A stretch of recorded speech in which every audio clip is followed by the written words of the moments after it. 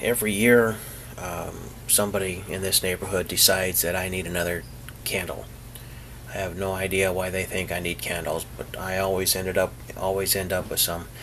Some of them actually do smell good. This one here smells like melted down butterscotch candy.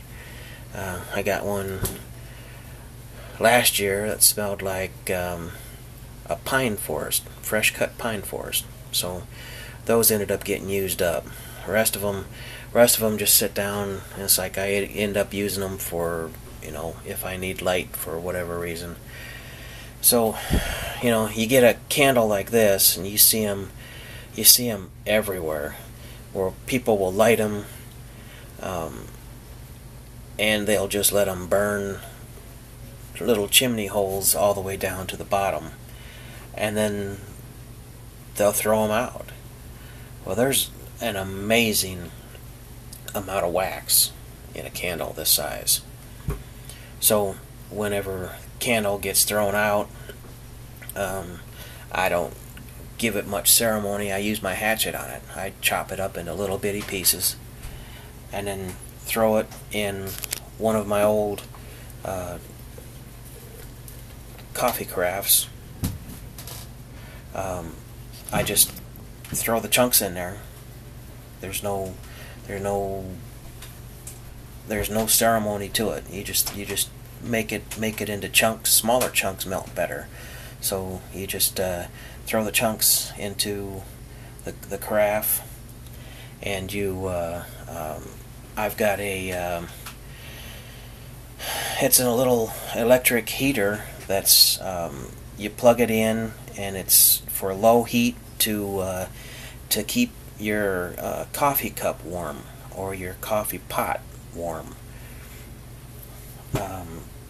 Actually, it's meant for tea, I believe, but I ended up with it from someplace. It still works, but it works really well.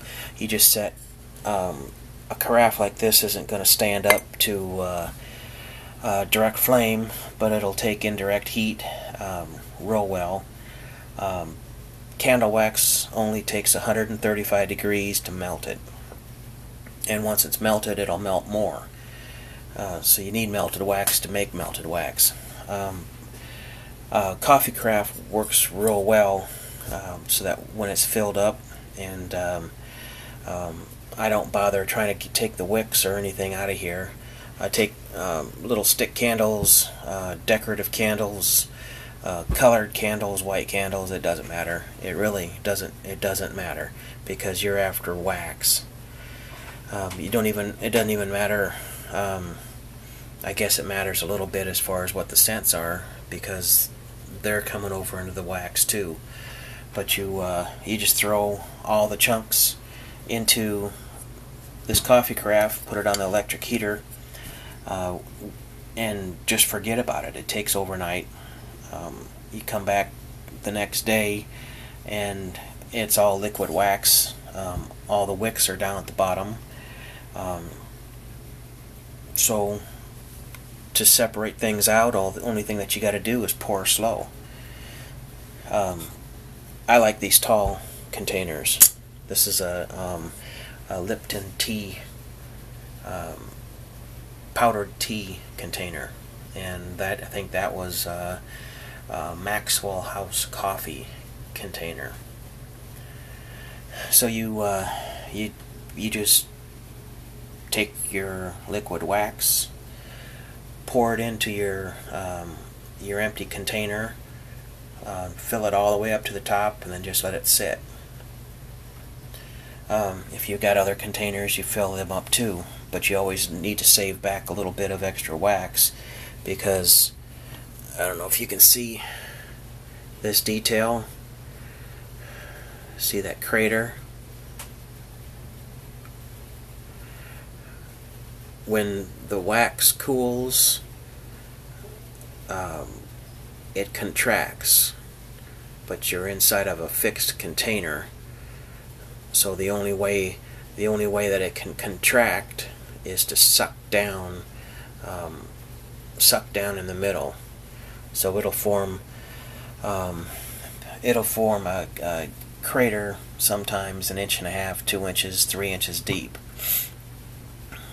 So, you know, that's no real big deal. You just take some more wax and you pour it into the top until it's level. Then you allow it to cool completely, and this is a drill bit. It's 3/16 inch long. It's it's a little over 12 inches long. Fits into your electric drill, but the only thing that it needs to be is tall enough to reach the bottom. So after your candle wax is completely hardened up, you take your electric drill and just drill a hole down the center, and you drop in a piece of bulk candle wicking that you get at the craft store. It comes in a loose spool that's about 4 or 5 feet long. Just pick your wicking and drop it in there, and then cut it off at about a 1/2 inch above. Don't worry about the wick being loose, because as soon as you light it and let it burn for 30 seconds to a minute, it'll melt the wax at the top, and it'll run it straight down alongside that wicking, and it'll be solid all the way up. You don't have to worry about it falling out. So that's about as simple a project as you can get. What these are doing is you're making emergency light, and if you put one of these in your car, you've got a heat source.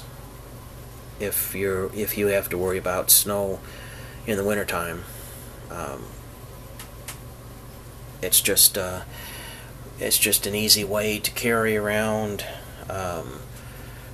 heat that you wouldn't normally have. Heat and light, because being cold and in the dark can be a real lonely place to be sometimes.